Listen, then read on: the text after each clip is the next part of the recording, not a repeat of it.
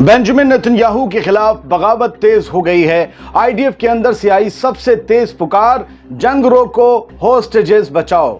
दोस्तों, कल 1000 से ज्यादा इजरायली फाइटर पायलट्स और एयरफोर्स वेटरन्स ने बेंजामिन नेतन्याहू की जिद पर लड़ी जा रही गजा की जंग को और ज्यादा लड़ने से इनकार कर दिया था।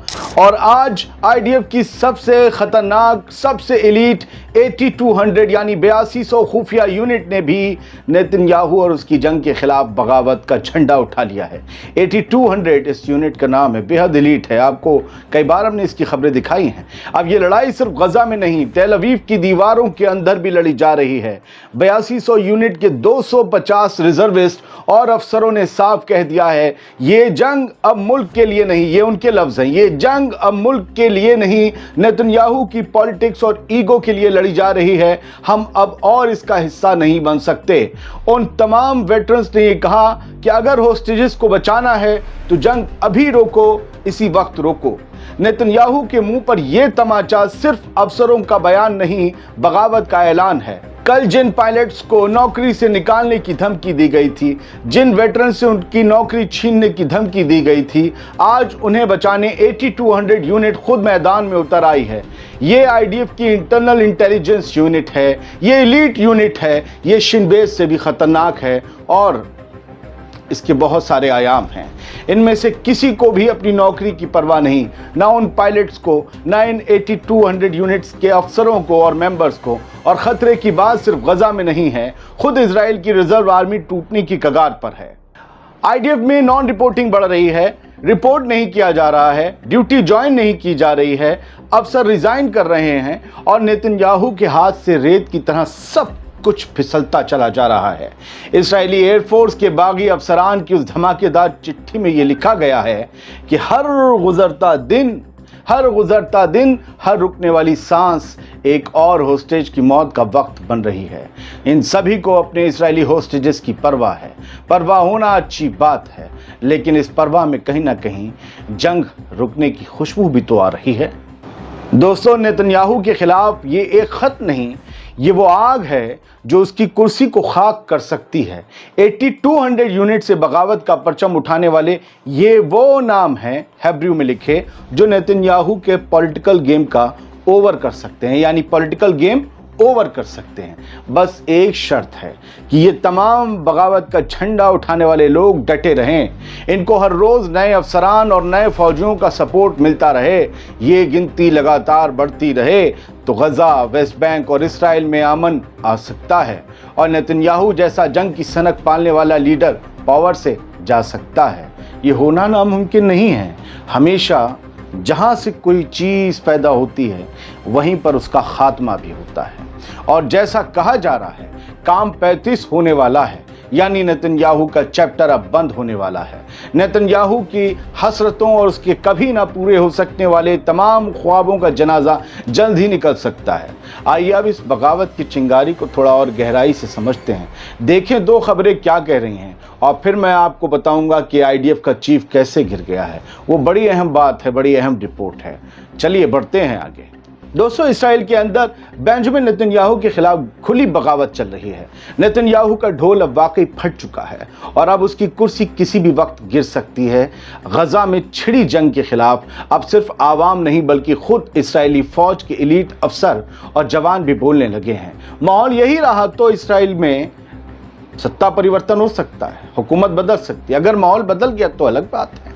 सब कुछ तब बदला जब कल इसराइल के तकरीबन 1000 फाइटर पायलट्स ने गजा में और ज़्यादा जंग लड़ने से मना कर दिया। उन्होंने होस्टेजेस की ज़िंदगी को पहले रखते हुए जंग ख़त्म करने की मांग की। उसके बाद आज आईडीएफ की सबसे एलीट इंटेलिजेंस यूनिट, जो हम बता चुके हैं आपको, 8200 के 250 से ज़्यादा रिजर्विस्ट ने भी उन पायलट्स का साथ देते हुए खुद अपनी मिलिट्री लीडरशिप के खिलाफ आवाज़ बुलंद कर दी। ये अफसर कह रहे हैं कि अब ये जंग सिर्फ सियासी और पर्सनल फ़ायदों के लिए लड़ी जा रही है, सिक्योरिटी के लिए नहीं। इसराइल से इसका कोई मतलब नहीं है, इसराइली पीएम से ही इसका सारा मतलब है। उन्होंने अपने खुलासे में कहा कि जंग का जारी रहना न सिर्फ, सुनिए, जंग का जारी रहना न सिर्फ आईडीएफ सोल्जर्स और होस्टेजेस की जान ले रहा है, बल्कि गजा के बेगुनाहों को भी मार रहा है। आगे बात, 8200 यूनिट के अफसरों ने यह भी कहा, हम देख रहे हैं कि कैसे रिजर्व फोर्स का मोराल टूट रहा है, लोग ड्यूटी पर नहीं आ रहे। अगर जंग यूं ही चली तो फ्यूचर में इसका बड़ा नुकसान होगा। वो तमाम लोग खुलकर कह रहे हैं अगर होस्टेजेस की जिंदगी बचानी है तो जंग को फौरन रोका जाए। हर गुजरता दिन उनकी मौत के और करीब पहुंच रहा है या उनकी मौत को और करीब लेकर जा रहा है। इसराइल की आर्मी ने उन पायलट्स को नौकरी से निकालने की धमकी दी है, मगर अब जब 8200 यूनिट के लोग भी उनके साथ खड़े हो गए हैं तो ये साफ है कि नेतन्याहू को खुद अपनी कुर्सी के लिए डर लग रहा है। ये बगावत सिर्फ गजा के हक में नहीं है, ये खुद इसराइल के अंदर एक नई सोच का सिग्नल है जो जंग के खिलाफ है और अमन के हक में है। आज भी न जाने कितने मुजाहरे हुए हैं इसराइल में, आज भी न जाने कितने लोगों ने इसराइली पुलिस की लाठियां और डंडे और आंसू गैस झेले हैं। वो सब ज्यूज हैं, वो सब इसराइली हैं। वो कह रहे हैं कि जंग बंद करो। अब जरा इसी सिलसिले में दूसरी खबर समझिए, ये अहम है। नेतन्याहू की जंग अब नेतन्याहू के ही लोगों को मंजूर नहीं है और बेचारा आईडीएफ चीफ एयाल ज़ामिर, उसके एक हाथ में गजा दूसरे हाथ में बगावत का बम है। डींग हाँकते हाँकते बागियों को हाँकने की नौबत आन पड़ी है।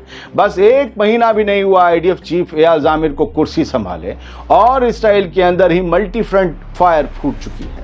गजा, वेस्ट बैंक, सीरिया, ईरान से भी निपटना है और सबसे खतरनाक खुद अपनी आर्मी के अंदर से बगावत को झेलना है, कंट्रोल करना है, फैलने से रोकना है और निज़ाम को दुरुस्त रखना है, टाइट रखना है। इतनी जिम्मेदारियां योव गैलेंट को हटाकर नेतन्याहू फंस गए हैं। इन सारी बगावतों को आप योव गैलेंट से भी जोड़ सकते हैं। उनके लिए आईडीएफ, योव गैलेंट के लिए आईडीएफ बहुत ही वफादार थी।